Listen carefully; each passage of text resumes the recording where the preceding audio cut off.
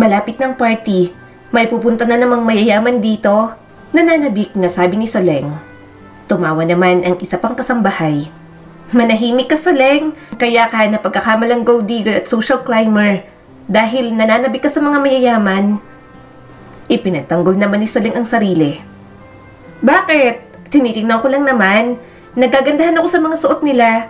Ito ngang si Danica. Alam kong ganoon din. Sumusulyap-sulyap yan sa mga Montefalco kapag may mga ganitong pagdariwang. Tinawanan na lang ni Danica ang pahayag na yun ni Soleng. Nagsimula ng lumubog ang araw. Inaabalan niyang sarili sa pagwawalis muli. Ang kanyang ina na si Elena, nagwawalis naman sa sulok ng engranding dining area. Engrande at malaki ang bahay ng mga Montefalco. May matataas na kisame at malalaking bintana. Doon sila nakatira simula bata pa siya dahil wala naman silang sariling bahay ng kanyang ina. Matagal nang katulong doon si Elena, kaya tumutulong din siya kapag walang ginagawa o walang pasok sa eskwelahan. Mababait ang mga Montefalco sa kanila ng nanay niya, kaya binabalik din nila ang kabutihan ng mga ito. Gayunpaman, nangangarap pa rin si Danica ng ibang buhay. Isang buhay kung saan kaya nilang tumayo ni Elena sa gitna ng mayayaman. Hindi bilang isang utusan, kundi bilang isang taong may naabot din sa buhay. Danica, anak! Tawag ng kanyang ina. Okay na yan. Pacheck mamaya kung malinis na ba ang mga guest room. Baka kasi may mga bisita si Sir Robert na patutuloyin dito sa mansyon. Dapat handa tayo. Tumango si Danica at pinunasan ng pawis sa noo. Opo, Nay. Habang nagtatrabaho sila sa katahimikan, may pumasok sa isip ni Danica. Tumigil siya saglit sa pagwawalis at lumapit sa kanyang ina. Nanay, balang araw magiging maganda din ang buhay natin. Sabi ni Danica, puno ng determinasyon ang boses niya. Pangako ko, mag-aaral ako mabuti. Gagawin ko ang lahat ng kailangan kong gawin. Hindi ko hahayaang manatili tayo dito ng tuluyan. Magkakaroon po tayo ng sariling bahay at hindi na po kailangan maging kasambahay. Sisiguraduhin ko pong maganda na po ang buhay natin sa future. Mas magandang buhay para sa nanay kong maganda at mabait at napakasipag. Mahinang tumawa si Elena. Nakakabigla ka. Akala ko naman kung anong ibubulong mo, anak. Humalakak din naman siya. Naisip ko lang po kasi, Nay, kapag may mga party, sa halip na tayo po ang maglilinis, isa na po tayo sa dadalo. Kaya kahit dalawa lang po tayo, malaki po ang pangarap ko para sa ating dalawa. Danica, anak. Malumanay na sabi ni Elena. Malaking tulong ka na sa akin. Ginagawa mo naman ang lahat ng makakaya mo. At palagi akong naniniwala sa'yo. Inilapag ni Elena ang tray. Kahit anong mangyari, nandito ako. Ginagawa ko ang lahat para sa'yo. Hihintayin ko ang araw na magbunga ang pagsusumikap mo. At kapag nangyari na, mag-e-enjoy tayo ng magkasama, ha? Napangiti si Danica. Ipagmamalaki mo ako, Nay. Marahang tumawa si Elena. Nagawa mo na, Danica. Palagi naman akong proud sa mga ginagawa mo. Napakabait mo kayang anak. Ngayon, tapusin na natin to. May party pa tayong kailangang asikasuhin. Nang sumapit ang gabi, nagsimula na rin naman ang party sa malaking buluwagan ng mga Montefalco. Nakatayo si Danica sa gilid. Pinagmamasdan ng kanyang mga mata ang makulay na eksenang bumungad sa kanya. Nagtatawanan, nag-uusap, at nagsasayawan ang mga panauhin. Mahilig ang mga Montefalco sa party pero hindi ganoon kadalas.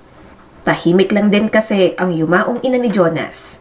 Mas mahilig sa social gathering ang bagong asawa ni Sir Robert na si Ma'am Rita. Pinanood niyang mag-asawa na nakikihalubilo sa mga bisita. Si Sir Robert, matangkad at kahanga-hanga. Katabi si Ma'am Rita na nakasuot ng dark red na gown. Sa tabi ng mga ito, nakatayo si Jonas na anak ni Sir Robert sa unang asawa. Ang pogi pa rin talaga. Nakangiting usal ni Danica habang tinitingnan si Jonas. Ang kumpiyansa, ang pagtawa, gustong-gusto ni Danica kay Jonas. Kaya rin gusto niyang magsikap sa buhay para kahit paano ay mapantayan niya man lang si Jonas. Wala siyang karapatang makaramdam ng ganoon. Isa lang siyang anak ng kasambahay. Ngunit sa mga sandaling tulad nun, hindi niya maiwasang mangarap. Pinapangarap niya ang isang buhay kung saan maaari siyang mapabilang. Ayaw niyang pangunahan, pero may pagkakaintindihan sila ni Jonas tungkol sa kanilang nararamdaman para sa isa't isa. Habang naliligaw si Danica sa pag-iisip, nakaramdam siya ng presensya sa tabi niya. Hindi niya na kailangang lumingon para malaman kung sino iyon. Masyadong pamilyar ang mapanuksong boses. Hindi mo ba yan naisip na medyo matagal kang nakatitig sa mga tao dyan? Baka isipin nila, para kang timang na basta nalang mananaksak sa dilim. Natatawang sabi ni Peter sa kanya.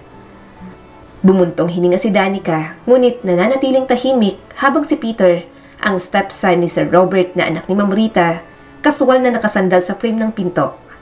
Kitang-kita ang ngisi nito kahit hindi niya tingnan. 5 taon niya palang nakikilala si Peter, pero wala itong ibang ginawa kundi ang inisin siya. Palagi itong naghahanap ng pagkakataon para iparamdam sa kanya ang pagiging maliit. Alam mo, nag-aaksaya ka lang ng oras. Nagpatuloy si Peter at patuloy na naman sa panghahamak sa kanya. Hindi ka magiging bahagi ng mundo ni Jonas. Ano ba sa tingin mo? Gusto ka niya? Ha? Ikaw ang palaging magiging babae na naglilinis para sa kanila. Ang nagsisilbi para sa kanila. Kaya huwag kang mangarap na magiging mayaman dahil kay Jonas. Hindi mangyayari kailanman yung ginugusto mo. Humigpit ang hawak ni Danica sa tray na dala niya. Pero hindi niya pinahalata ang inis. Ilang taon niya nang hinarap ang malupit na pananalita ni Peter. Mana ito kay Ma'am Rita na masama ang ugali.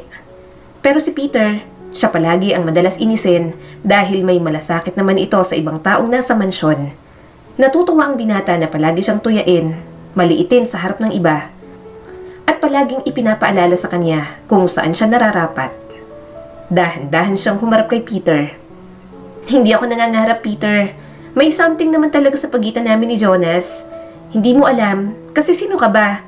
Kasama ka ba namin simula bata pa? Higit sa lahat, close ka ba sa aming dalawa? Wala ka dapat sinasabi tungkol sa akin at kay Jonas. Nakikita niya ako kung sino ako. Hindi katulad mo, na palagi na lang akong minamaliit. Mapanuksong ngiti ang sumilay sa mga labi ni Peter. Oh, really? Si Jonas? Sa tingin mo, interesado siya sa'yo? Hindi magiging kayo. Sinong nagsabi? Uupakan ko. Umalpas ang pagkabigo sa kanya bago niya sinalubong ang titig nito. Pwede ba, Peter? Kung walang magandang lalabas dyan sa bibig mo, huwag ka nalang magsalita. Wala kang alam tungkol sa akin at kung anong meron sa amin ni Jonas. Ngumisi si Peter at humakbang papalapit. Alam kong sapat ng alam ko sa pagkabaliw mo dyan sa hilaw na anak-anakan ni Mama. Pero ang alam ko tungkol sa'yo, hindi pa sapat, Danica. Hahayaan mo ba akong makilala ka? Matapang niya pa rin na sinalubong ang mga tingin nito. Hindi, dahil una pa lang, pinakita ko na sa'yo na naiinis ako. Ni ayaw nga kitang tawaging sir. Wala kang ibang ginawa kundi ang bisitin ako araw-araw. Malalim ang boses nang muling magsalita si Peter. Ano bang meron kay Jonas na wala ako? Bakit ba crush mo yan? Well, newsflash, mas gwapo ako, mas matalino, at mas kaakit-akit kesa sa Jonas na yan. Bakit kailangan mo pang tumanaw sa malayo kung meron namang humahakbang papalapit sa'yo? Namumula sa galit ang mukha ni Danica ngunit nanatili siyang kalmado. Ano bang pinagsasasabi mo?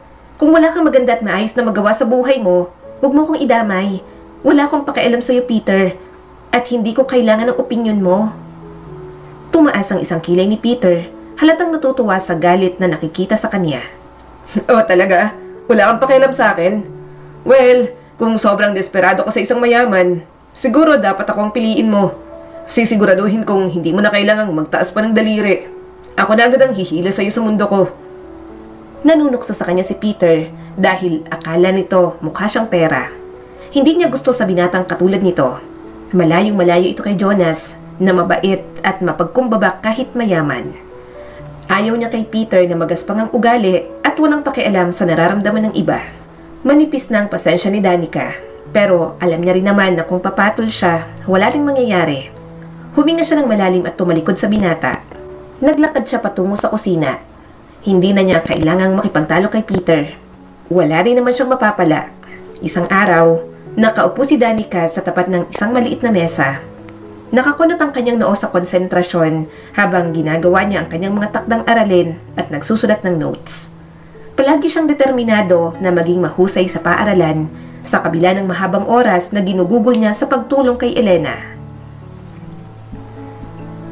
Malapit na siyang makagraduate sa senior high at kaunti na lang, nasa kolehiyo na siya.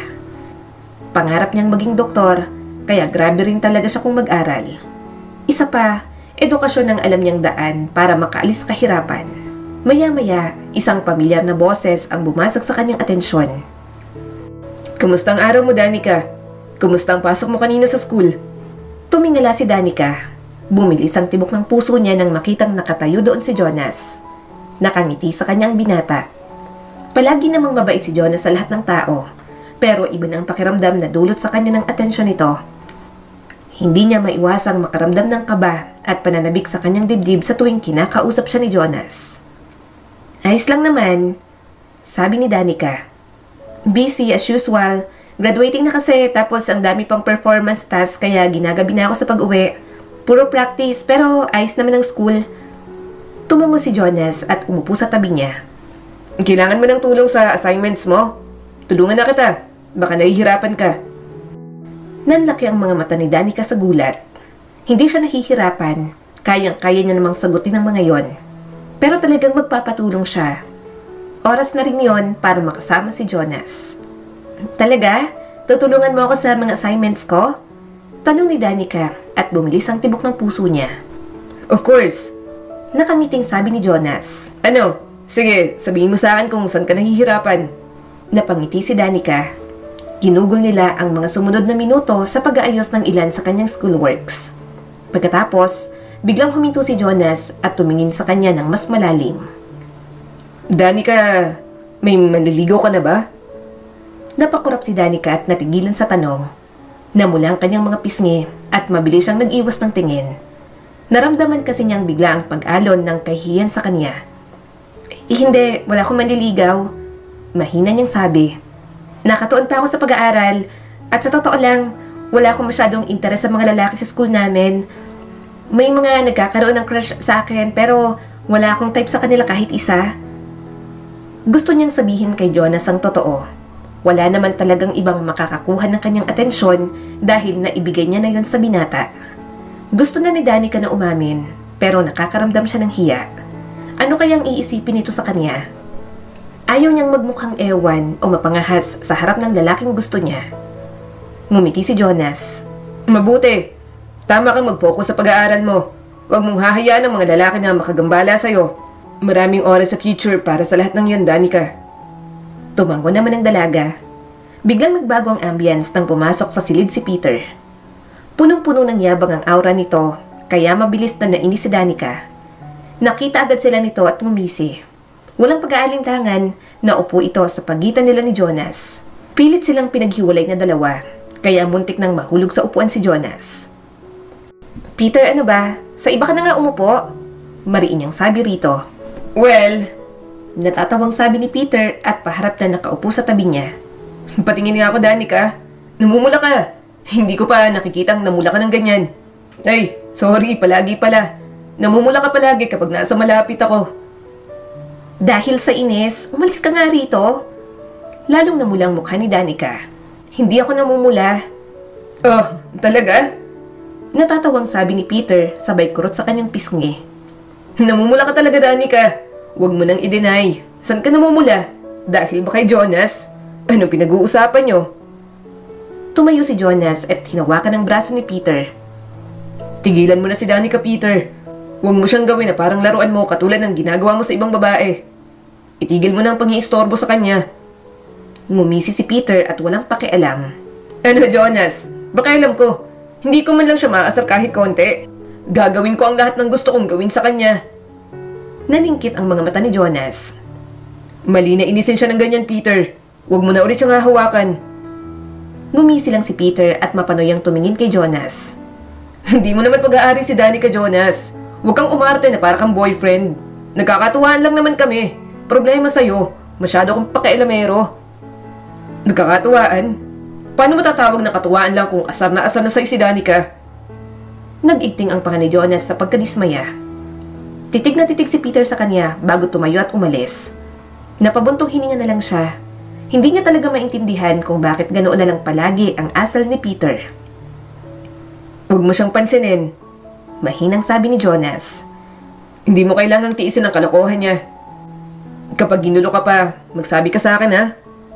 Bahagyang umiling si Danica. Ayos lang, Jonas. Kaya ko namang i-handle kapag ginugulo niya ako. Hindi naman ako nagpapadala at nagpapaapi sa mga sinasabi niya. Napabuntong hininga na lang si Danica at bumalik sa pag-aaral. Hindi niya talaga alam kung anong klaseng saltik mayroon si Peter. And speaking of saltik, mukhang may pinagmanahan talaga si Peter. Hala, hindi. Bulong ni Danica at tiningnan ang laylayan ng dress ni Ma'am Rita dahil napabayaan niya sa plancha.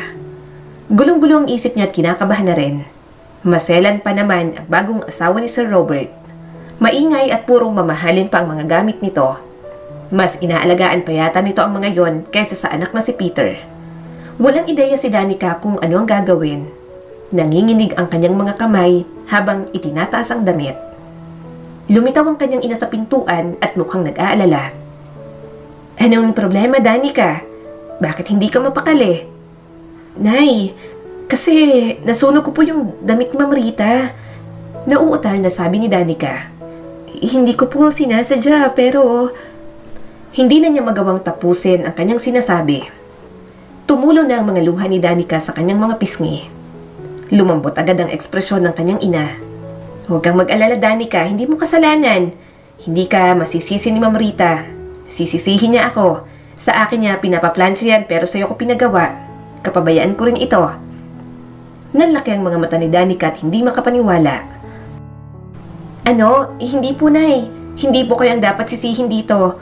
Kasalanan ko. Ako ang... Dahan-dahang inilagay ng kanyang ina ang kamay sa balikat niya. Makinig ka sa akin. Kung magtatanong si Ma'am Rita, sasabihin kong kasalanan ko. Laging mas madali sa ganoon paraan. Huwag kang mag-alala tungkol sa akin. Ako nang bahala, anak. Muli pa sanang magpoprotesta si Danica pero wala na siyang magawa nang panatagin siya ni Elena. Ngunit nang sumapit ang gabi, nang sumugod si Ma'am Rita sa silid, tila nagkatotoo ang lahat ng kinatatakutan ni Danica. Ano to? Matalas ang boses na sigaw ni Ma'am Rita. Sinira mo ang damit ko? Pasensya na po talaga, Ma'am Rita. Agad na sabi ng nanay ni Danica. Kasalanan ko po. Namamalansya ako at hindi ko po napansin. Hindi ko po sinasadya na mangyari sa damit ninyo yan. Nakatayo roon si Danica. Naramdaman niya ang bigat ng sitwasyon sa kanyang dibdib. Ayaw niyang sinisigawan ng ganoon ang kanyang ina. Doble din ang sakit sa kanya kapag nahihirapan si Elena. Nagpatuloy pa si Ma'am Rita. Dapat, naging mas maingat ka. Kung sabihin ko kaya sa asawa ko na tanggalin ka sa trabaho at isama na rin yung anak mong maharot. Umiling agad si Elena. Ma'am, wag po. Wala po kaming pupuntahan ng anak ko. Sorry po talaga, ma'am. Pasensya na po. Hindi sapat ang sorry. Naiiritang sabi ni Ma'am Rita at ibinato sa pagmumukha ng kanyang ina ang damit. Nasira mong isang bagay na mas mahal pa kaysa sa monthly salary mo. Naiintindihan mo ba kung magkano ang halaga ng damit na to? Siyempre, hindi mo alam kasi dokha ka lang naman. Nakakuyom ang mga kamay ni Danica sa kanyang tagiliran. Nagdurusa ang puso niya para sa kanyang ina. Gusto niyang magsalita upang ipagtanggol ito. Pero kung mangingialam siya, mas lalo lang lalala ang sitwasyon. Ang mga salita ni Ma'am Rita na parang punyal, ang kanyang inang tumatanggap. Nakatayo siya roon, tahimik na nagtitiis at nakayuko ang mukha. Halos hindi makayanan ni Danica na pagmasdan iyon. Nang sa wakas, tumalikod na si Ma'am Rita, sumugod siya sa tabi ng kanyang ina. I'm sorry po, Nay. I'm sorry. Hindi ko po dapat hinayaang mangyari yon. Nanlambot ang mga mata ng kanyang ina nang lumingon ito sa kanya. Wala kang kasalanan, Danica. Hindi mo rin naman sinasadyang ginawa mo. Huwag mo nalang isipin ang mga sinabi ni Ma'am Rita. Ngunit nakikita ni Danica ang lungkot at pagod sa mga mata ni Elena. Hindi niya talaga gustong sinasabihan ng kung ano-ano ang kanyang ina. Kayamanan ito para sa kanya. Hinila niya ito sa isang mahigpit na yakap. Sorry po, dahil po sa akin kaya nangyari sa inyo ito. Bulong ni Danica.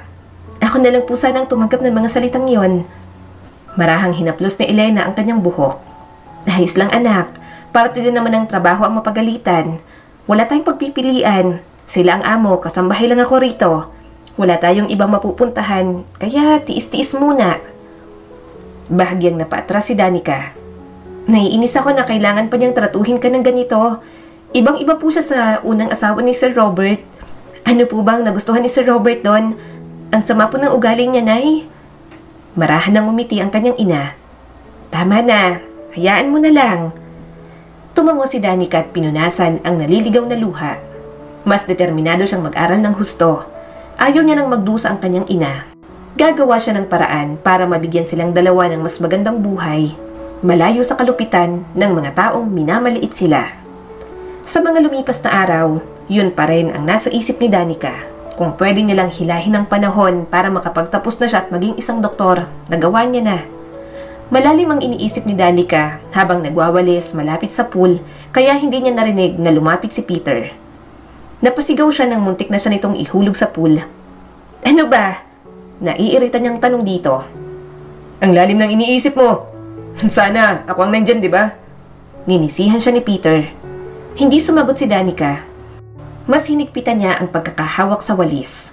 Desidido siyang huwag pansinin ang binata. Yun nga lang, tila napansin ni Peter ang kanyang katahimikan, kaya mas lalo pa itong nagpapansin sa kanya. Ngumisi ito at pagkatapos nagsalita. Alam mo, hindi ka naman kagandahan. Lumayo na lang siya kay Peter pero sumunod pa rin ito. Hindi niya hahayaang dumagdag ang kalupitan nito sa tambak ng hinanakit na dinadala niya. Gayunpaman, hindi pa tapos si Peter. Talagang hindi nito alam ang konsepto ng personal space. Danica, umayos ka nga. Mahinang sabi ni Peter. Huwag kang yumuko ng ganyan. Naiirita siyang tumingin dito. Ano ba yon?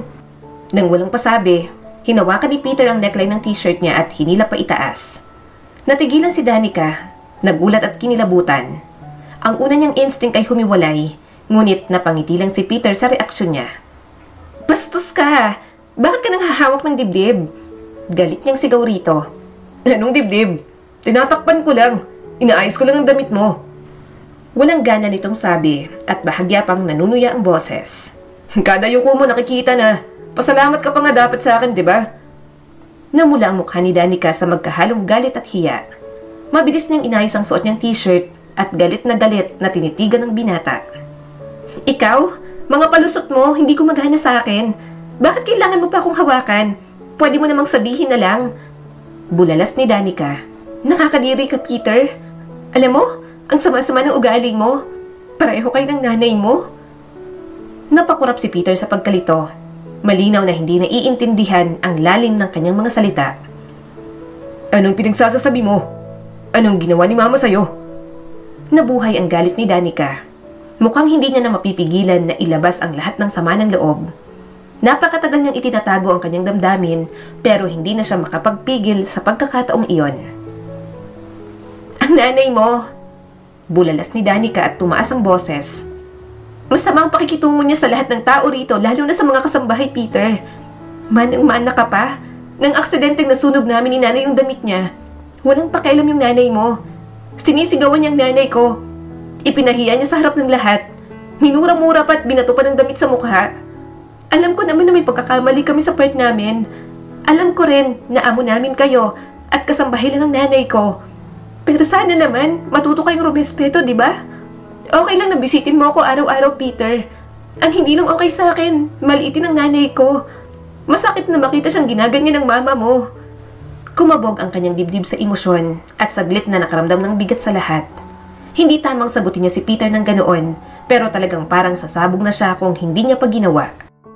Hindi lang talaga sanay si Danica kina Ma'am Rita at Peter na kung tutuusin ay mga bagong salta lang sa buhay ng mga Montefalco.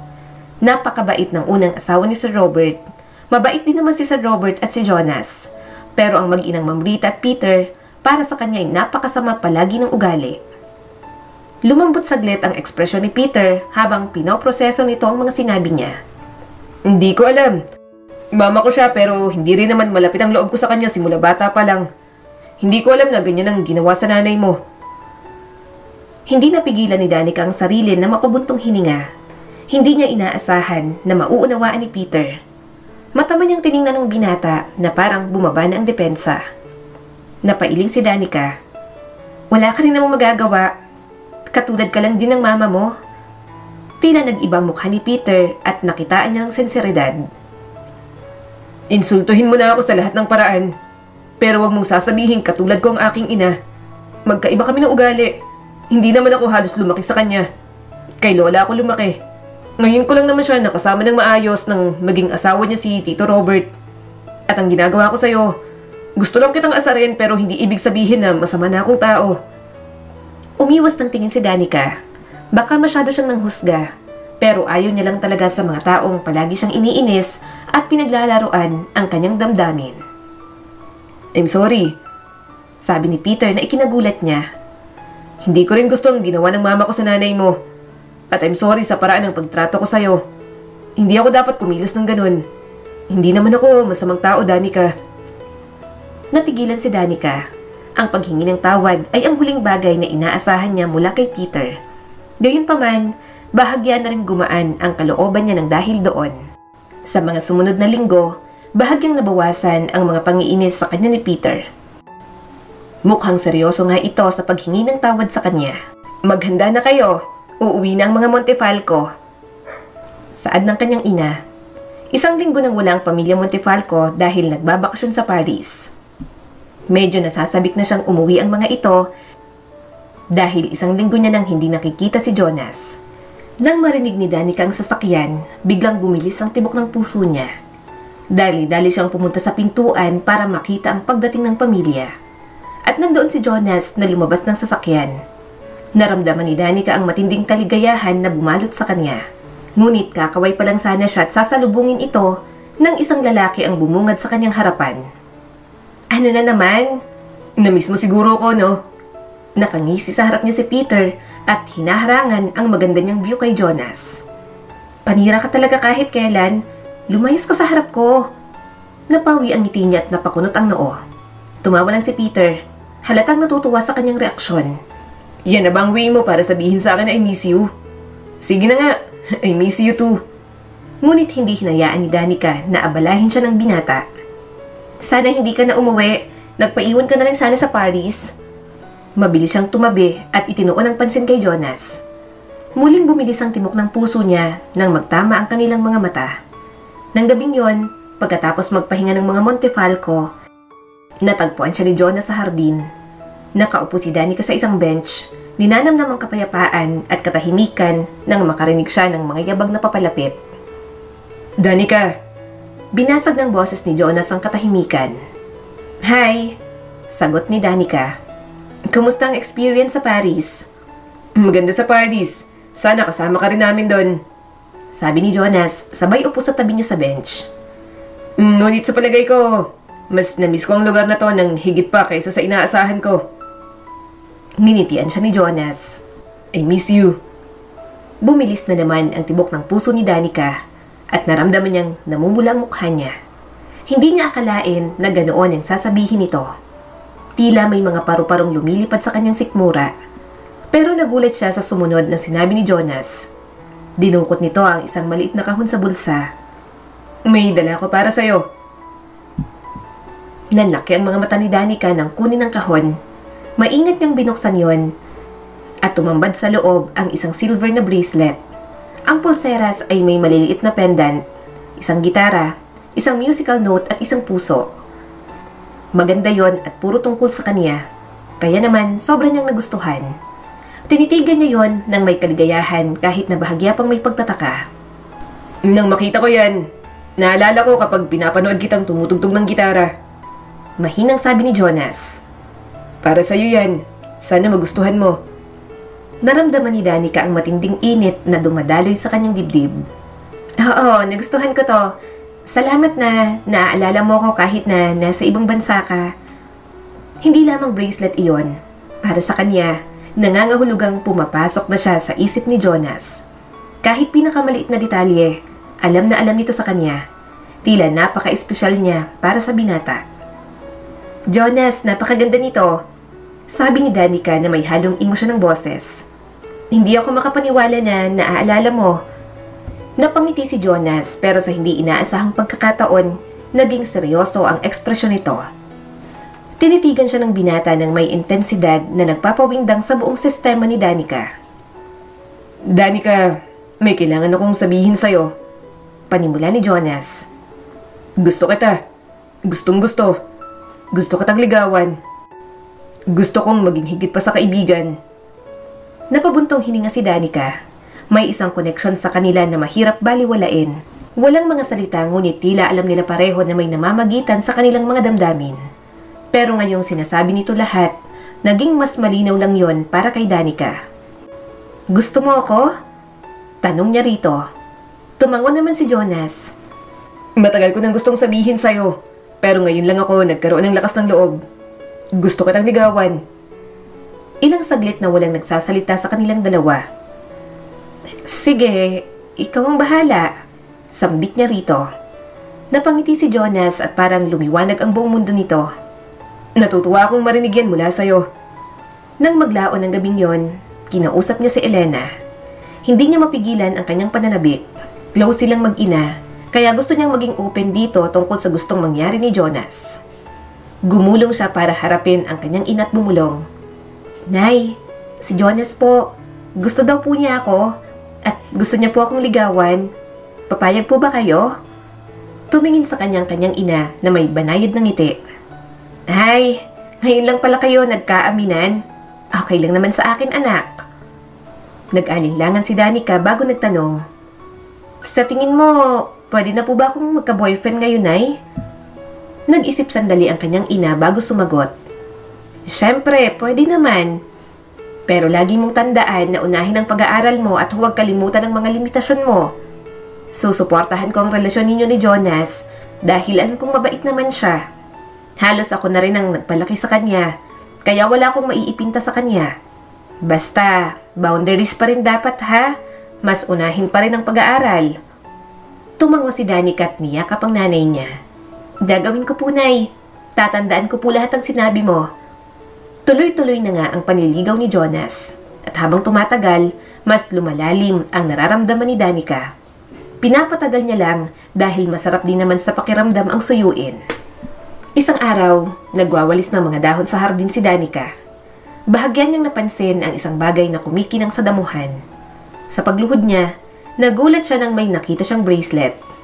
Umawang ang bibig ni Danica na pareho yon ng katulad ng binigay ni Jonas. Bakit ka pareho ng bigay ni Jonas? Bakit nandito to? Bakit dalawa? Pinagmasdan niya ang bracelet na nasa pulso niya at ang bracelet na kanya namang hawak. Papasok pa lang siya sa loob, nakasalubong niya na si Jonas na nakangiti sa kanya. Napahinto ito nang makita ang bracelet sa kanyang kamay. Ano yan? Inabot ni Danica sa binata ang bracelet. Nakita ko sa garden, katulad ng ibinigay mo sa akin. Pero bakit magiging dalawa? Dalawang binili mo para sa akin? Napatingin si Jonas sa bracelet at bahagyang naningkit ang mga mata. Hindi ako bumili ng dalawa. Isa lang ang binili ko. Itong binigay ko sa'yo. Tumango si Danica at sinusubukan pa rin iproseso ang sitwasyon. Kung ganon, paano napunta dito? Sino pa kaya ang... Umiling si Jonas. Hindi ko alam. Baka may iba. May ibang ano, Jonas? Nanghina ang boses nito habang nag-iibang ekspresyon. Parang may narealize ang binata at mapaklang tumawa. Kinuyom nito ang bracelet at ngumiti sa kanya. Kalimutan mo na, Danica. Wala lang to. Nag-alinlangan si Danica at lalong lumaki ang pagkalito niya. Jonas, anong ibig mong sabihin? Ano to? Bahagyang umiling si Jonas. Umiwas ng tingin sa kanya. Wala lang to. Huwag kang mag-alala tungkol dito. Naramdaman ni Danica ang lamig na kumakalat sa kanya. Pakiramdam niya may mali, ngunit hindi niya yun matukoy kung ano. Tinitigan niya si Jonas, ngunit hindi na ito nagdetalye pa. Bumuntong hininga na lang si Danica at hindi na masyadong inisip pa yon. Kinaumagahan, nagmamadaling maghanda si Danica para sa pagpasok sa school. Nagsuot siya ng sapatos at kinuha ang kanyang bag. Nay, aalis na po ako ah. Paalam niya kay Elena at humalik sa pisngi nito. Tumango naman ang kanyang ina. Sige, mag-ingat ka ah. Mag-text ka kapag may kailangan ka. Ngumiti naman si Danica. Napo, Nay. Malapit na siya sa gate nang biglang humarang sa kanya si Peter. Napabuntong hininga siya sa gulat. Nakasuot pa ito ng pantulog. Magkakaibang schedule nila dahil nasa college na sina Jonas at Peter. Kaya hindi na rin talaga sila nagkakasabay-sabay kapag may pasok. Nakakagulat ka naman. Tumabi ka nga. Mahinang sabi ni Danica at napansin ang pasa sa pisngi nito. Oh, anong nangyari dyan? pero wala akong pakialam. Bye, alis na ako. Bago pa siya makapag-react, hinawakan nito ang kanyang pulso at hinila papunta sa likod bahay. Muntik na siyang madapa. Kung hindi lang siya magaling magbalanse, baka nakaladkad na siya. Peter, ano ba? Anong ginagawa mo? Papasok pa ako. Sabi ni Danica at sinusubukang kumawala sa pagkakahawak nito. Mabilis siyang isinandal ni Peter sa pader. Bago pa siya makagalaw, idiniin ni Peter ang mga labi nito sa mga labi niya. Natigilan si Danica sa gulat. Nanigas ang kanyang katawan. First kiss niya yon. Hindi niya yun inaasahan at hindi siya sigurado kung ano ang gagawin. Sa ilang segundo, blanko ang isip ni Danica. At sa kakaibang dahilan, nakita niyang sarili niyang gumaganti pabalik. Ngunit lumipas ang sandaling yun ng kalituhan. Itinulak niya si Peter at nanginginig ang mga kamay sa galit. Ano bang problema mo? Bakit mo ginawa yon? Hindi agad nakasagot si Peter. Nakatayo ito roon, nakatitig sa mga labi niya habang may amusement sa mga mata. Hinawi niya ang kamay ni Peter. Huwag mong sagutin si Jonas. Bulong ni Peter sa kanya. Nag-alab ang galit ni Danica. Ano? Wala kang karapatang sabihin sa akin yan. Hindi mo dapat diktahan ang nararamdaman ko. At siguradong wala kang karapatang halikan ako ng ganito. Ngumisi si Peter at may nakakalokong ngiti sa mga labi. Tumugon ka, kaya bakit mo sasagutin ng lalaki na yon? Yan ang first kiss mo, hindi ba? At nakuha ko na bago pa si Jonas. Umusbong ang galit sa kanyang dibdib. Pwede ba? Huwag mong paglaruan ng damdamin ko. Hindi mo ako magagamit para guluhin si Jonas o paglaruan ang nararamdaman ko. Gusto ko si Jonas at oo ang isasagot ko sa kanya. Hindi ako makikinig sa'yo. Hindi kailanman. Lumawak ang ngisi ni Peter na parang nanalo pa. Huli na, hinalikan mo na ako. Kapag sinagot mo siya, parang niloloko mo lang ang sarili mo. Napaatras ng isang hakbang si Danica. Manahimik ka. Huwag mo na ulit gagawin sa akin to. Kung wala ka magawa sa buhay mo, tigilan mo ako. Alam kong may iringan kay ni Jonas pero huwag mo kong idamay. Huwag mo kong gamitin para saktan si Jonas at huwag mong paglaruan ng puso ko. Tinalikuran niya ito at tumakbo siya palayo. Gulong-gulo ang isip ni Danica. Hindi na nga alam kung bakit ganoon ang naging reaksyon niya sa halik ng binata. Sigurado siyang si Jonas ang kanyang gusto. Pero bakit nakagawa si Peter ng paraan para guluhin ang puso't isipan niya? Kaya para hindi na tuluyang magulo ang buong sistema niya, sasagutin niya na si Jonas. Oo, sabi ni Danica at mas lumapit kay Jonas. Oo, girlfriend mo na ako ngayon. Agad na lumiwanag ang mukha ni Jonas. Puno ng saya at pananabik ang mga mata nito habang humahakbang din papalapit sa kanya. Ngumiti ang binata ng malapad at niyakap siya nito ng mahigpit. Hindi napigilan ni Danica na mapangiti din. Masaya siya na mayroon ng label ang relasyon nila ni Jonas. Masaya ako, Danica. Sambit ni Jonas sa buhok niya. Hindi mo alam kung gaano to kahalaga sa akin. Ngunit pagkatapos, hindi niya pa rin maiwasang maalala si Peter. Hindi niya pa rin maintindihan kung bakit siya nito hinalikan. Marami siyang katanungan na hindi masagot. Nawala siya sa pag-iisip tungkol kay Peter nang inabot ni Jonas ang mukha niya at marahan siyang hinawakan sa mukha. Inalo kami ni Papa na mag-aral sa ibang bansa. Mahinang sabi ni Jonas. Gusto ko mag-aral doon pero ayokong iwan ka. Hindi kita kayang iwan, Danica. Ngayong tayo na, mas gusto kong manatili na lang. Kaya napagdesisyonan kong dito na lang ako mag-aaral sa Pilipinas. Marami rin namang magagandang school dito. Sa ganung paraan, makakasama kita. Natunaw ang puso ni Danica. Isang bugso ng pagmamahal ang bumalot sa kanya. Nag-aalala siya sa pag-alis ni Jonas, ngunit nabura ng mga salita nito ang lahat ng takot niya. Mananatili para sa kanya ang binata. Mahalagang bagay na para kay Danica ang desisyon nito. Nanghihinayang ako sa opportunity na para sa'yo, saad ni Danica. Pero natutuwa pa rin ako mananatili ka. Hindi ako pupunta kahit saan. Nakangiting sabi ni Jonas. Hindi, maliban kung maisasama kita. Ngumiti pabalik si Danica. Marahan siyang hinalikan ni Jonas sa mga labi. Tila tinataka ng simpleng kilos na yon ang kanilang mga pangako. Ngunit nang maghiwalay sila, naramdaman ni Danica ang pagkabalisa sa kanyang dibdib. Naguguluhan talaga siya dahil kay Peter at parang narinig ng universe ang kanyang iniisip. Nakita niya si Peter kinabukasan, nakatayo sa labas ng kwarto nila ng nanay niya at mukhang seryoso. Peter, anong ginagawa mo rito? Tanong ni Danica. Hindi alam kung lalapit o hindi muna papasok sa kwarto. Hindi siya binati ni Peter ng karaniwang mapanuksong ngiti nito. Hindi alam ni Danica kung lungkot lang bang nakikita niya sa mga mata ng binata. Sa halip, may kwintas itong ipinakita sa kanya. Nandito ko para ibigay sa'yo to, sabi ni Peter at medyo mahina ang boses. Suotin mo. Saglit na nag-alinlangan si Danica. Hindi sigurado kung anong gagawin. Kwintas yon na may G-clef na pendant. Tinitigan niya yon at gulat na gulat. Hindi ko matatanggap yan. Umiiling na sabi ni Danica. Hindi, mariing sabi ni Peter. Tinapon ko ng bracelet na yon dahil ayokong maalala mo sa akin si Jonas. Napasinghap si Danica. Sa'yo ang bracelet na yon? Isuot mo, bulong ni Peter at lumapit sa kanya. Marahang ikinabit ang kwintas. Gusto kong suotin mo. Napasinghap si Danica nang haplusin nito ang pendant. Tumama ang mga daliri nito sa balat niya at tila nawiwindang ang buong sistema niya. Hindi kailanman pinaramdam ni Jonas sa kanya yon. Kapag si Peter ang nasa paligid, parang lagi na lang may magugulo sa kanyang damdamin. Bakit mo ba ginagawa to? Tanong ni Danica sa binata. May boyfriend na ako. Please lang, kaunting distansya lang ang hinihingi ko. Umiwas saglit ng tingin si Peter. Kaya nga, ibibigay ko na sa'yo, di ba? Tinanggap ko ang alok ni Tito Robert. Mag-aaral ako sa ibang bansa. At ikaw, mananatili ka rito kay Jonas. Nahayaan kita. Humakbang papalapit si Peter at hinaplos muli ang kwintas na nasa leeg niya na. Mariin siyang napalunok. Hindi niya alam kung bakit apektado siya sa haplos ni Peter. Seryoso ang ekspresyon nito ngayon at nakatutok ang mga mata sa kanya.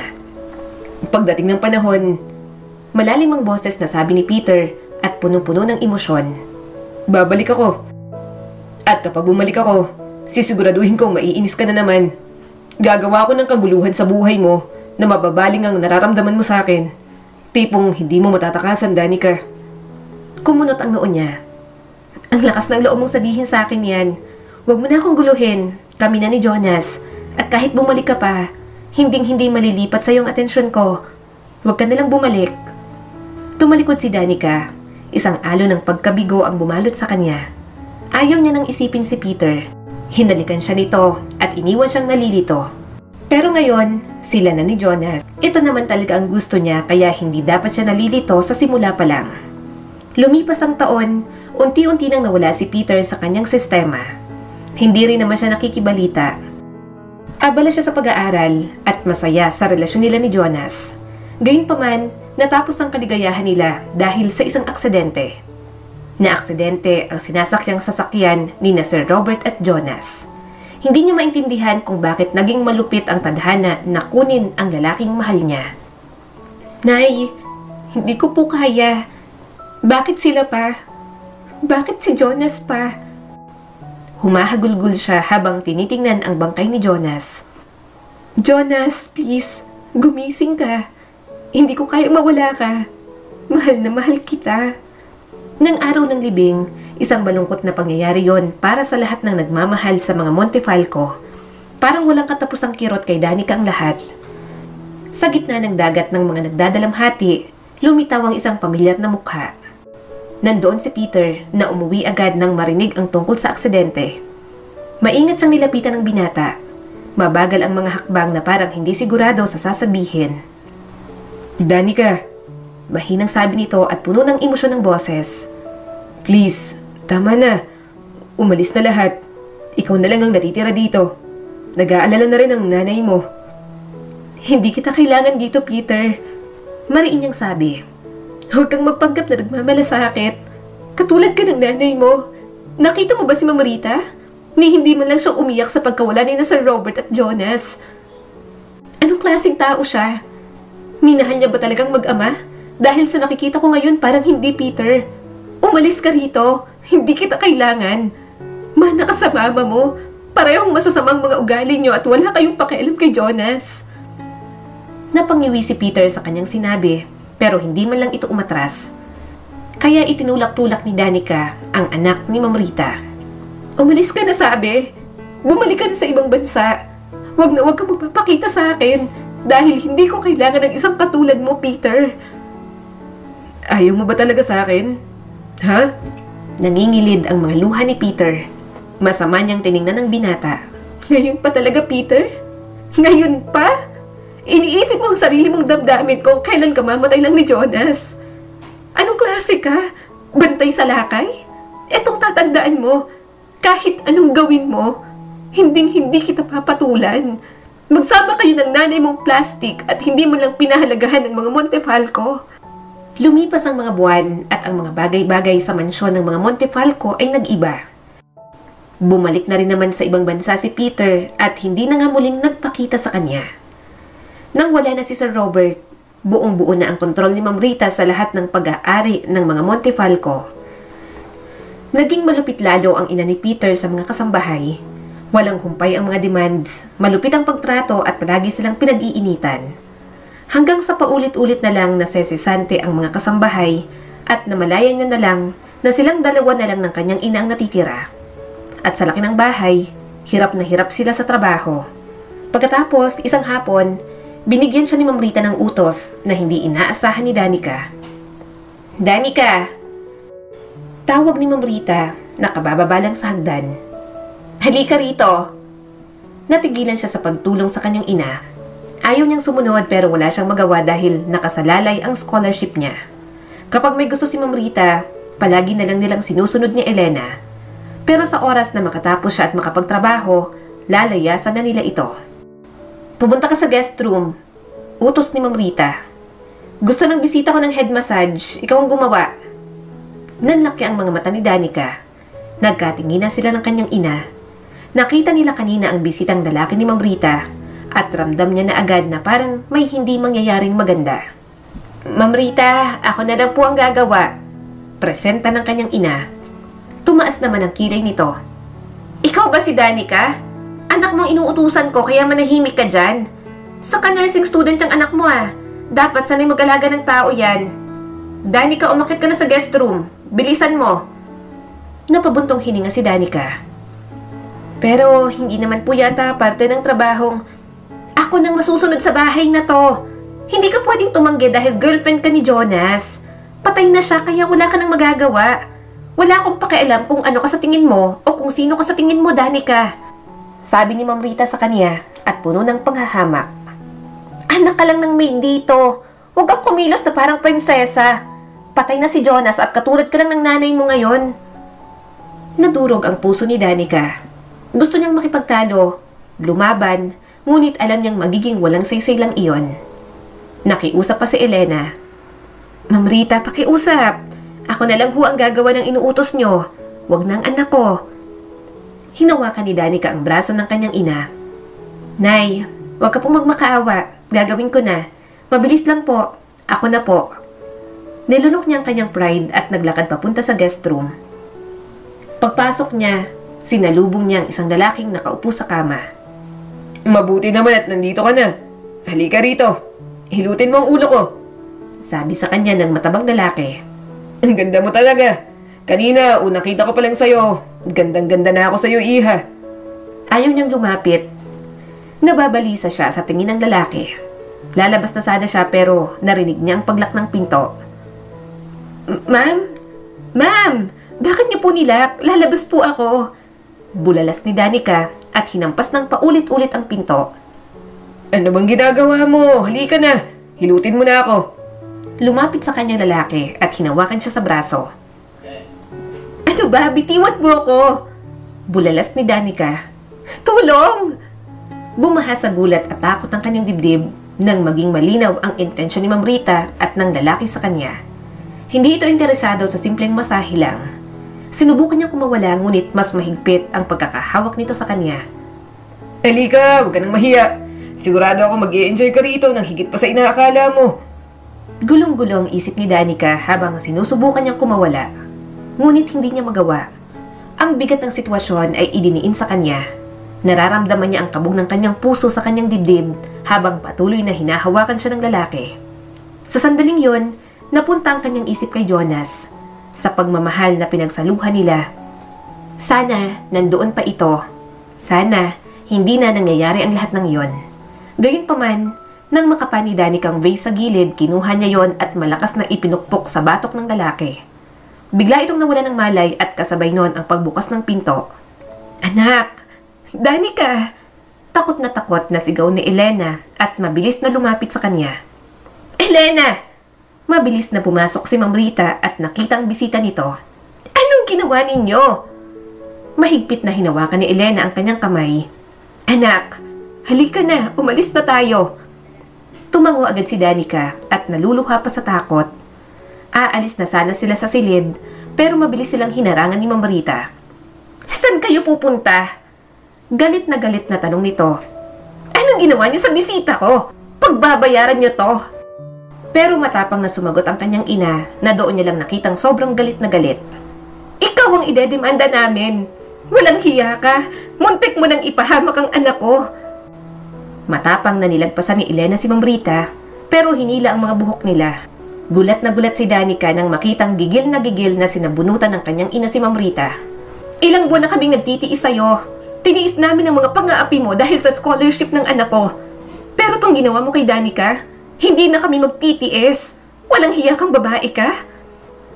Sigaw ng kanyang ina at malakas na itinulak si Ma'am Rita. Mabilis silang tumakbo mag-ina pababa. Mabilis din silang pumunta sa kanilang kwarto at kinuha ang kanilang mahalagang gamit. Palabas na sila sa bahay nang marinig nila ang boses ni Ma'am Rita. Nilo, pigilan mo! Bilisan mo! Utos ni Ma'am Rita sa bagong driver. Kaya naman talagang tumakbo silang mag-ina. Pero bago pa sila makaabot sa gate, may malakas nang humampas sa ulo ng kanyang ina. Nay! Mabilis na nawala ng malay si Elena. Nay! Nay! Hindi na maawat ang pulang likido na kumakalat sa ulo ng nanay niya. Gusto niya yung pigilan, gawin lahat ng alam niya pero nawalan siya ng lakas. Anong ginawa mo, Nilo? Gulat na tanong ni Ma'am Rita. Paano natin didispatsahin yan? Lumingon siya sa mga walang hiyang gumawa noon sa kanyang ina. Bakit niyo ginawa to? Anong klase kayong mga tao? Magbabayad kayo? Mga wala kayong awa. Hinila siya ni Mang Nilo at mahigpit na hinawakan. Humagulgol si Danica habang pilit na kumakawala. Malakas siyang sinampal ni Ma'am Rita. Nang mawala si Jonas, anak ko naman ang nilalandi mo, kaya gusto na kitang dispatsahin. Naalala ni Danica si Peter. Mukhang wala namang kasalanan sa kanyang binata. Subalit ang katotohanan na nanay nito ang may sala sa lahat ng pagdurusa nilang mag-ina, nagpapasibol din ang galit niya para kay Peter. Pakawalan niyo ako! Ano ba? Bitiwan niyo! Nawalan siya ng lakas nang tumama ang kamao ni Mang Nilo sa kanyang tiyan. Hinang-hina si Danica at hindi alam kung anong kanyang gagawin. Namalayan niya na lang na nakatali siya habang nakasakay sa sasakyan. May takip ang bibig niya para hindi makapag-ingay. Ang bangkay ng kanyang ina nasa likod at wala man lang ingat na isinalampak. Walang awat ang pagtulo ng mga luha ni Danica. Gusto niyang isipin na panaginip lang ang lahat. Pero ang sakit, ang pagkawala at ang galit na nararamdaman niya, totoong-totoo talaga. Maya-maya nasa isang liblib na silang gubat. Ikaw nang bahala dyan. Sa sasakyan na ako. Naaalibadbaran ako sa mga yan. Sabi ni Ma'am Rita habang humihit-hit ng sigarilyo. Mauuna na akong umuwi. Lumingon agad si Mang Nilo rito. Paano tong si Danica? Ilibing mo ng buhay. Wala namang magagawa yan. Sabi ni Ma'am Rita sabay na umalis. Mas lalong nagpumigla si Danica sa mga tali niya. Malakas siyang umungot habang nakatingin sa mga masasamang taong nasa harap niya. Tumingin sa kanya si Mang Nilo at dumaan ang pagnanasa sa mukha nito habang tinataas ang kanyang palda. Sayang ka naman kung ililibing ka agad. Mukhang sariwa ka pa, hindi pa napagsasawaan. Gusto niyang sipain si Mang Nilo pero hindi niya magawa. Gusto niyang magwala ng kinalas ni Mang Nilo ang sinturon nito at naghubo ng pantalon. Nang patungan siya ng driver ni Ma'am Rita, wala na siyang nagawa. Dering-dering na si Danica sa lahat ng nangyayari. Natanaw niya ang kanyang ina na nakahiga sa lupa at talagang wala ng buhay. Sobrang dami niyang pangarap para sa kanilang dalawa. Pero mukhang hanggang doon na lang talaga ang buhay nila. Pero mukhang may ibang plano pa sa kanyang tadhana. Nanlaki ang mga mata ni Danica nang may pumukpok sa ulo ni Mang Nilo. Nang tingnan niya, nakita niyang isang babae na mas matanda lang sa kanya ng ilang taon. Tinulak nito si Mang Nilo para matanggal sa ibabaw niya. Halika na, kailangan na nating umalis. Inalis nito ang tali niya at tinulungan siyang makatayo. Teka lang, si nanay. Hindi ko pwedeng iwan ang nanay ko. Napabuntong hiningang babae. Nacheck ko ng pulso niya kanina, wala na talaga siya. Kailangan kitang maitakas dito dahil mamaya magigising din ang lalaking yan. Nasa paligid pa si Rita, kaya dapat na maitakas na kita. Umiling si Danica at pinuntahan ng nanay niya. Hindi ko pwedeng pabayaan si nanay dito. Please, isama natin siya. Halika na, bilisan mo Danica. Bulalas ng babae sa kanya. Babalikan natin siya kapag humupa na. Kailangan hindi mo alam kung gaano kasama ang Rita na yon. Nilo! Boses yun ni Mama Rita. Sapilitan siyang hinila ng babae. Halika na, umalis na tayo. May dahilan kung bakit buhay ka pa ngayon. Kung mawawala ka rin kasama ng nanay mo, hindi kayo magkakaroon ng hustisya. Kaya tara na, iwanan mo muna ang nanay mo. Babalikan na lang natin siya. Walang nagawa si Danica kundi ang umalis. Sobrang bigat sa dibdib na iwan ang kanyang ina. Nang makatakas sila at makasakay sila sa sasakyan ng babae, doon na siya malakas na napahagulgol. Hindi niya matanggap na ganoon ang pagkawala ni Elena. Hanggang sa huling sandali, ginawa ng kanyang ina ang lahat para maprotektahan siya. Nang makarating sa penthouse ng babae, hinayaan niya muna siyang magpahinga. Gayunpaman, hinding-hindi na yata siya makaka-recover sa mga nangyari. Pero tama rin naman ang babaeng nakilala niya. Kailangan niyang manatiling buhay. Hindi siya papayag na hindi makamit ang hustisya para sa kanyang ina. Ako si Pauline, doktor ako, pero hindi na nagpa-practice ng medicine. Saad ng babaeng tumulong sa kanya. Mas nag-focus ako kay Rita. Kaya ba kilala mo ako? Tanong niya pa rito. Tumango naman si Pauline. Oo, at bago mangyari lahat, pinapasundan na kita. Pupuntahan na kita para makipagkasundo sa'yo na pabagsakin si Rita. Pero ito nga, nangyari na nga ang nangyari.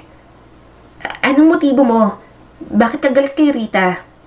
Tanong ni Danica sa dalaga. Dumaan ang sakit sa mga mata nito at tumigil sa pagsimsim ng whiskey. Siya ang dahilan kung bakit pumanaw ang kuya ko. Bago niya pa maging asawa si Robert Montefalco, nagkaroon sila ng relasyon ng kuya ko. Mukhang pera at maraming iligal na ginagawa si Rita. Hindi lang nasisiwalat dahil maingat sa mga ebidensya. I bet, hindi alam yun ni Robert Montefalco bago niya i-dispatch ang mag-ama. Kumunot ang noon ni Danica at lumakas ang tibok ng puso niya. Anong ibig mong sabihin? Napailing si Pauline. Si Rita ang may kagagawan sa aksidente ng mag-amang Montefalco. Nalaman niyang gustong ibigay ni Robert kay Jonas lahat. Kaya bago pa magawa ni Robert, gumawa na si Rita ng paraan para mawala ang mga to. Nang sa gayon, siya at ang anak niyang makinabang. Sunod-sunod na tumulo ang mga luha ni Danica. Gusto niyang kumalma pero hindi niya rin talaga napigilan ng mga hikbi. Hindi siya makapaniwala sa kasamaan ni Rita. Lahat ng taong mahalaga sa kanya, dinispatcha nito nang wala man lang pagsisisi. Mas lalong nabuo ang galit ni Danica. Kumuyom ang kanyang mga kamao. Nanginginig siya sa matinding emosyon sa kanyang dibdib. Hindi siya papayag na hindi pagbayaran ni Rita lahat ng kasalanang ginawa nito sa kanyang ina at sa mga Montefalco. Pagbabayarin niya rin ang lahat ng taong pinahahalagahan ni Rita. Pauline, tulungan mo ako, mariing sabi ni Danica. Gusto kong magdusa siya. Gusto kong pagbayaran ni Rita lahat ng ginawa na kasamaan sa mga taong mahal ko. Hinawakan ni Pauline ang kanyang kamay. Magkasama tayo dito. Kung marumi siyang maglaro, marumi din tayong maglalaro sa laban na to. Simula ng araw na yon, hindi na hinayaan ni Danica ang sarili na magluksa. Binaon niya sa puso niya ang masasayang alaala kasama ang kanyang ina at pinakamamahal na lalaki na si Jonas. Ang pagkamatay ng dalawang mahalagang tao sa buhay niya ang naging kanyang sandata para panindigan ang paghiganting iyon. Mabilis na lumipas ang 3 taon. Talagang hinanda niya ang kanyang sarili para hindi na siya maapi sa muling pagkikita nila ni Rita. At sa pagkakataong yon, hindi na siya haharap sa mga ito bilang Danica, kundi bilang Stella. Hindi ko alam kung alin ang mas maganda, mukha mo noon o mukha mo ngayon, sabi sa kanya ni Pauline habang tinitingnan siya sa salamin. Mariing tiningnan ni Danica ang sarili niya. Magandang dati kong mukha nung kasama ko pang mga taong mahal ko sa buhay. Pero ngayong nagbago ng itsura ko, mukha lang ito ng taong nauuhaw sa hustisya at paghihigante. Ngumisi si Pauline. Handa ka na talaga, Danica. Handa ka na talaga, Danica. Kumuyom ang mga kamao niya. Matagal niyang pinaghandaan ng lahat. Binago niya pa ang kanyang mukha para doon. Hindi siya papayag na wala siyang mapapala. Stella Madrid? Tanong ng assistant ni Rita. Mabilis naman siyang tumayo. Ako po yun, ma'am. Tumango ito. Sige, pasok ka na. Pumasok na siya sa loob ng opisina ni Rita. Nang makita niya ito, nag-alab agad ang kanyang galit. Gayunpaman, alam niya na kung paano magkontrol ng emosyon. Ikaw ang bagong aplikante para sa private nurse ni Peter? Matalas ang boses ni Rita habang tinititigan siya. Opo, ako nga po. Sagot ni Danica at pinilit na maging magiliw ang boses. Isang maikling tango ang ginawa ni Rita. Hindi ko alam kung paano mo iniisip na alagaan si Peter. Mahirap siyang pakisamahan ngayon. Mas bugnutin simula ng maaksidente. Ayaw niyang makinig sa sino man, lalo na sa huli niyang nurse. Kaya mo ba talaga siyang i-handle? Panay ang tingin ni Danica. Pilit na tinatanggal ang nag-aapoy na galit. Mayroon po akong karanasan sa mga mahihirap na mga pasyente. Mahaba rin po ang pasensya ko at hindi po ako susuko sa kanya. Tila hindi kumbinsido si Rita, pero tumango naman ito ulit. Fine, you're hired. Tingnan natin kung kaya mo ba talagang gawin ang hindi kaya ng iba. Walang ibang salita, tumayo si Rita at sinenyasan siyang sumunod. Napabuntong hininga si Danica at pinatibay ang sarili. Ilang taon niya nang hinihintay ang sandaling yon mula nung gabing iyon. Ngayon, haharap naman siya sa babaeng may kasalanan sa kanya. Noong kasambahay sila ni Elena sa mansyon, mas madali ang akses sa kanya para makahanap ng ebidensya. Yun nga lang at nahuli na si Puling ng dating, kaya pati ang kanyang ina nawala na rin sa kanya. Kaya simula sa araw na yon, palihim siyang maghahanap ng mga ebidensya laban kay Rita. Rita, sino yung kasama mo? Tanong ni Mang Nilo at pinagbuksan ng pinto si Rita. Nayayamot naman itong sumagot. Wala kang pakialam. Buksan mo ng pinto. Pupunta tayo sa mansyon ngayon. Ihahatid natin ang bagong private nurse ni Peter. Napapikit si Danica. Pilit na pinapakalma ang kanyang sarili. Bigla niyang naalala ang ginawa ni Mang Nilo sa kanya at sa nanay niya. Parang sa mga oras na yon, gusto niya na lang itong sapakin ng paulit-ulit hanggang sa mawala ng hininga. Maya-maya'y nakarating na sila sa mansyon. Bumaha ang pait sa kanyang dibdib. Halos doon na siya lumaki. Doon din umusbong ang pag-ibig niya para kay Jonas. Laman yon ng masasayang alaala, pero mas matimbang ang bangungot na dala. Sa wakas ay nakarating na sila sa silid kung nasaan si Peter. Napabuntong hininga si Danica nang makitang binata. Ang masigla at buong buhay nito na dati niyang nakilala ay wala na. Nakaupo ito sa isang wheelchair at bulag na. Lumapit si Rita sa anak nito. Peter, kasama ko ang private nurse mo. Siya nang mag-aalaga sa'yo ngayon. Parang magiging caregiver mo rin siya. Hindi man lang lumingon si Peter sa direksyon nila. Sa isang iglap, isang baso ang lumipad mula sa kamay nito. Hindi ko kailangan ng isa pang nurse. Mabangis na sabi ni Peter at puno ng galit. Hindi ko kailangan ng mga ginagawa ninyo, ng mga binibigay ninyo. Hindi ko gusto ang tulong mo. Ang kailangan ko, hanapin mo sila. Ilang taon na ma? Bakit hanggang ngayon wala pa ring balita? Inuuto mo na naman ba ako? Pinapasakay mo na naman ako sa mga kasinungalingan mo. Kumunot ang noo ni Danica. Hindi niya alam kung sino ang hinahanap ni Peter. Mukhang maging sa sariling ina, galit na rin ito. Hindi siya gumalaw. Pasimple niya lang pinagmamasdan si Peter. Galit na galit ang binata at may kaunting kirot sa kanyang puso. Pero mabilis niyang tinanggal yon. Hindi siya pwedeng maawa kay Peter. Sasaktan niya si Rita at alam niyang ang binata ang daan para magawa niya iyon. Sinubukang hawakan ni Rita ang anak nito. Peter, makinig ka. Nandito siya para alagaan ka. Hindi pwedeng wala kang nurse. Walang mag-aalaga sa'yo rito. Hindi mo kayang mag-isa. Dahil ayaw mo namang magpagamot. Ayaw pa rin kumalma ni Peter, kaya lumabas muna silang lahat. Makalipas ang ilang sandali, nalingon siya ni Rita. Kailangan mo siyang mapapayag sa operasyon niya sa mga mata. Gusto ko rin mapilit mo siyang umattend sa mga therapy sessions. At gusto ko siyang maglakad ulit. Kung hindi mo kayang ipamukha sa kanya yon, hindi ka magtatagal dito. Naiintindihan mo? Tumango si Danica na tiling kalmado. Naiintindihan ko. Darating na ang paghihigante. Yun ang iniisip niya habang nakatingin kay Rita. At si Peter ang gagamitin niya para pasakitan si Rita ng paunti-unti. Napalingon si Peter sa kanya kahit hindi nakadirekta sa kanyang mga mata. Sa tingin mo, kaya mo akong ayusin? Wala kang maayos. Hindi mo ako mapipilit sa mga gusto ni Mama. Umalis ka na dito. Hindi kita kailangan. Huminga siya ng malalim. Hindi ako nandito para ayusin ka, Sir Peter. Ikaw dapat ang magkusang umayos sa sarili mo. Nandito lang ako para tulungan ka. Sa isip niya, may nabubuo ng plano.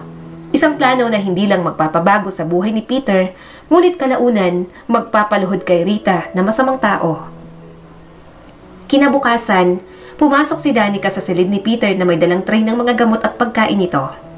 Ramdam niya ang tensyon sa hangin pagpasok niya. Si Peter na nakaupo sa wheelchair na nasa tabi ng bintana.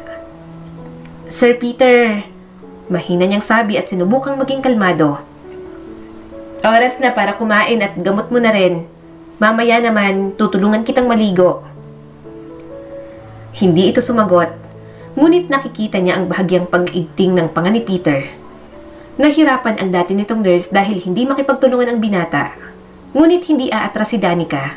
May mga plano siya at sanay na sanay naman siya sa ugali ni Peter. Dahan-dahan siyang lumapit dito. Inilagay niya ang tray sa kalapit na mesa. Pupunta na rin siya sa banyo para ihanda ang pampaligo nito. Ngunit sa pagtalikod niya, may narinig siyang malakas na kalabog sa likuran. Sakto namang umikot siya para makitang inihagis ni Peter ang baso ng tubig na inilagay niya sa mesa. Sinabi ko na sa inyong lahat, hindi ko gusto ang tulong niyo. Sigaw ni Peter. Iwan mo ako! Nanatili siyang kalmado. Peter, kailangan mong inumin yung gamot mo. Hindi mo pwedeng tanggihan. Mahalagang mainom ang mga gamot mo para hindi sumakit ang mga binti mo. Namilipit ang mukha ng binata sa pagsuway at mabilis na nagwala. Wala akong kailangan sa'yo. Lumabas ka na lang. Labas! Natamaan siya ng libro sa noo. Aray! Nasagad na ang pasensya ni Danica. Tama na, Peter! Kung galit ka sa mundo, wag mo kong idamay. Buisit ka! Natigilan si Peter at tila nanigas ang kanyang katawan. Nanlaki ang mga mata nito sa gulat. Danica? Tanong ni Peter at nagkukumahog na makaalis sa wheelchair. Nasa sahig ng binata at parang wala nang pakialam. Napakagatlabi si Danica at napapikit. Kumikirot ang kanyang puso habang tinitingnan si Peter na gumagapang papalapit sa kanya. Kinakapa siya dahil hindi makita. Danica? Habol hiningang sabi ni Peter at parang takot na takot. Ikaw ba yan, Danica? Bumilis ang tibok ng puso ni Danica. Hindi. Hindi siya pwedeng makilala ng binata. Masisira lahat ng plano niya. Paano nito nalaman? Ginawa niya ang lahat para itago ang kanyang pagkatao. Binago niya ang kanyang itsura, ang kilos. Paano nito makikilala ang boses niya kahit ilang taon na ang lumipas? Lumapit siya at inabot ang kamay nito. Danica? Sino si Danica? Ang pangalan ko Stella. Halika na. Dadalhin na kita sa wheelchair mo. Huwag kang gumapang ng ganito. Umawang ang bibig ni Peter at tila ng hina. Hindi ako iniwala. Kinapa nito ang mukha niya. Ang boses mo, ang pagsigaw mo. Hindi ka ba talaga si Danica? Mabilis siyang lumayo sa binata. Bumibilis ang tibok ng puso ni Danica. Hindi niya gusto ang epekto ng haplos ni Peter sa kanya. Pinilit niyang tumawa, umaasang mapupuksa lahat ng hinala ng binata. Sir Peter, nagkakamali ka. Ako si Stella. Nagkakamali ka lang, hindi ko kilalang Danica na sinasabi mo. Ngunit hindi nagpatinag ang tingin ni Peter. Namumuo ang mga luha sa mga mata nito. Maya-maya'y napayuko na lang ang binata at kumuyom ang mga kamao. Bahagyang nanginig ang mga kamay ni Danica habang inaayos ang sarili. Kailangan niyang manatiling kalmado. Kailangan niyang manatili sa kontrol. Sir Peter, mahinang sabi ni Danica. Makinig ka na sana ngayon. Tutulungan kita sa paliligo mo at pagkatapos ay iinumin mong yung gamot. Huwag ka na sanang magwala ulit. Hindi agad nakasagot si Peter. Tila nalilito ito at nakatitig pa rin sa kawalan. Naglalaro si Danica ng isang mapanganib na laro at hindi nga alam kung sino ang dapat pagkatiwalaan. Napabuntong hininga si Peter. Stella, aalagaan mo ko, di ba? Hindi ka aalis sa tabi ko? Pilit siyang umiti. Oo, aalagaan kita. Hindi ako aalis sa tabi mo. Nang muli siyang lumapit sa binata, hindi na ito muling tumutol pa. Hindi maalis ni Danica ang pakiramdam na may nabago sa pagitan nila. Gayunpaman, tuloy pa rin ang paghihiganting na simulan niya na. Sa mga lumipas na araw, naging madali ang pag-aalaga niya kay Peter. Mukhang tinanggap na naman ito na kailangan nito ng private nurse. Subalit kapag wala na siyang ginagawa at nakakahanap siya ng pagkakataon, pumupuslit siya sa kwarto, opisina at library ni Rita. Naghahanap siya ng mga ebidensya laban dito. May mga ebidensya na sila, pero kailangan niya ng mas matibay para talagang wala ng laya si Rita. Gusto nila ni Pauline na pagbayaran lahat ng kasalanan nito.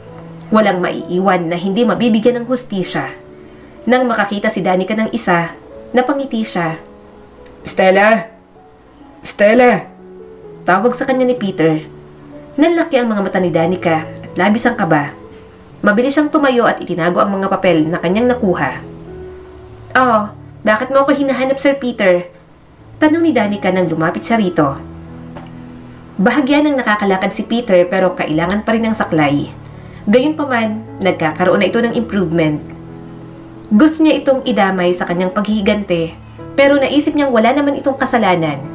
Kung may gagawin man si Danica, yun ay tanggalin lahat ng matatamasa nitong kayamanan sa mga Montefalco. Bakit bigla kang nawawala? Nakakunot ang noo ni Peter. Anong sinabi mo sa akin? Palagi ka lang nasa tabi ko, hindi ba? Bakit ka umalis? Umawang ang bibig ni Danica. I'm sorry. Natai kasi ako. Humakbang papalapit si Peter at hinawakan ng kanyang braso. Bumaba yon at hinanap ang kanyang kamay. Kapag aalis ka, magpaalam ka palagi sa akin. Ayoko nawawala ka. Ayoko na palagi kitang dapat hanapin. Napatitig na lang si Danica sa kamay niyang hinawakan ni Peter. Sobrang higpit ng hawak nito na parang takot na takot itong mawala siya. Napalunok siya tiningnan ang mukha ng binata. Muntik na nang makalimutan. Mahal ni Peter si Danica pero imposible naman na yun pa rin ang damdamin nito hanggang ngayon. At hindi naman alam ni Peter na siya si Danica. Umiwas siya ng tingin at pilit na tinanggal ang namumuong damdamin. Hindi ba pwedeng dito ka nalang matulog? Malumanay na tanong sa kanya ni Peter habang inaayos niya ang kumot nito. Kumunot ang noo ni Danica. Hindi pwede. Bakit naman ako matutulog dito? Sige na, magpahinga ka na. Hinanap ulit ni Peter ang kanyang kamay at mahigpit yung hinawakan. Nilapit nito ang mukha sa braso niya.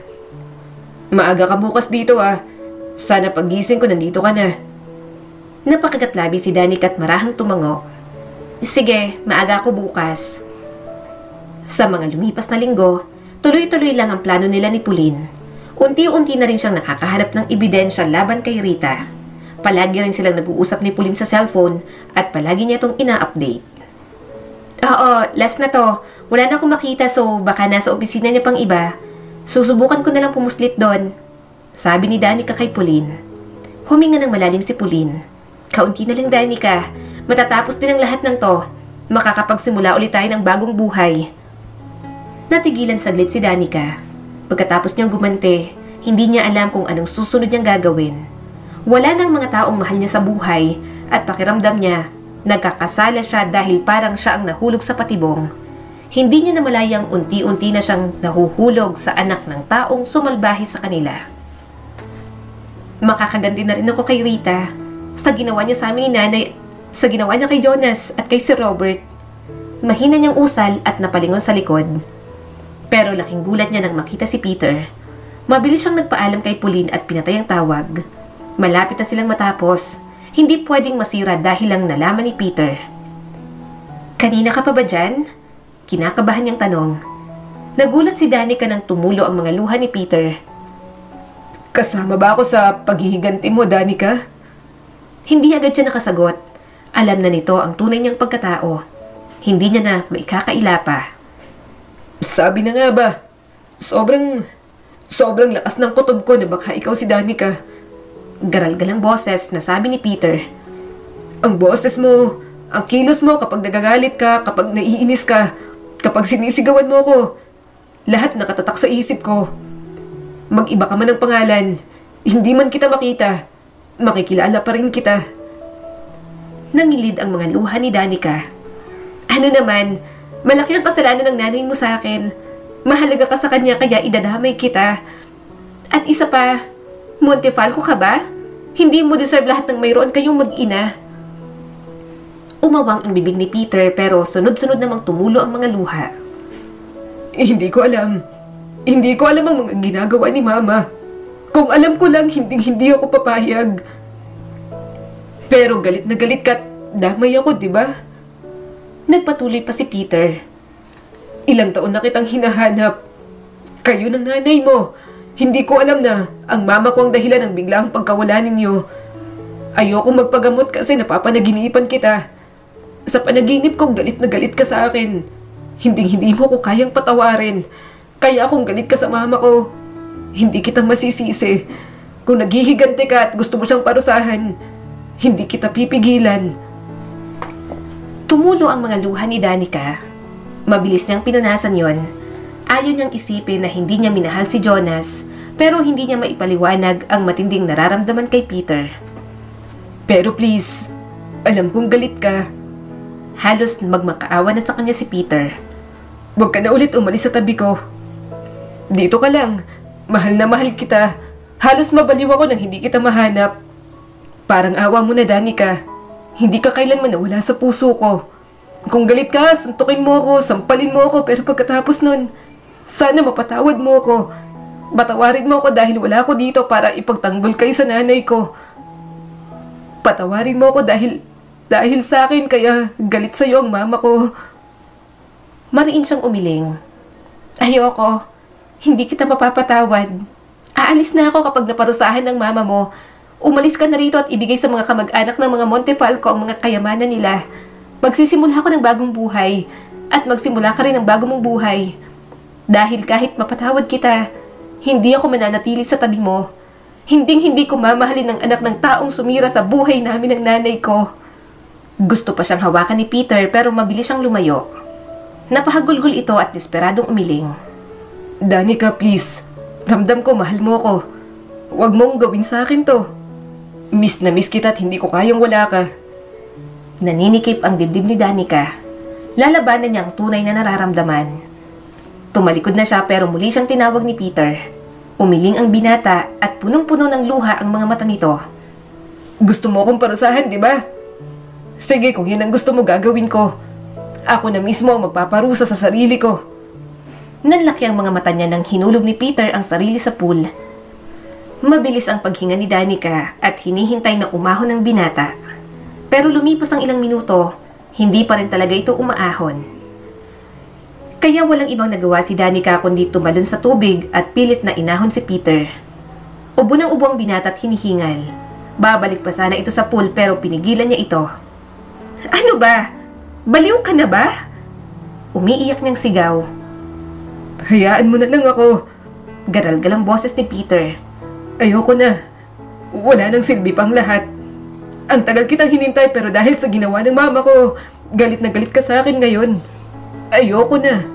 Mabilis at mahigpit niya itong niyakap.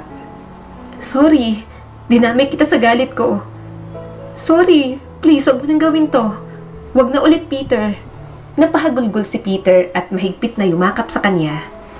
Ibinuhos nila ang lahat ng sama ng loob na mayroon sila. Naging kanlungan nilang isa't isa ng sandaling yon. Namalayan na lang ni Danica na nasa kama niya na si Peter at pareho silang nagsasalo sa init ng pagnanasa. Gayunpaman, kinaumagahan, umalis pa rin siya.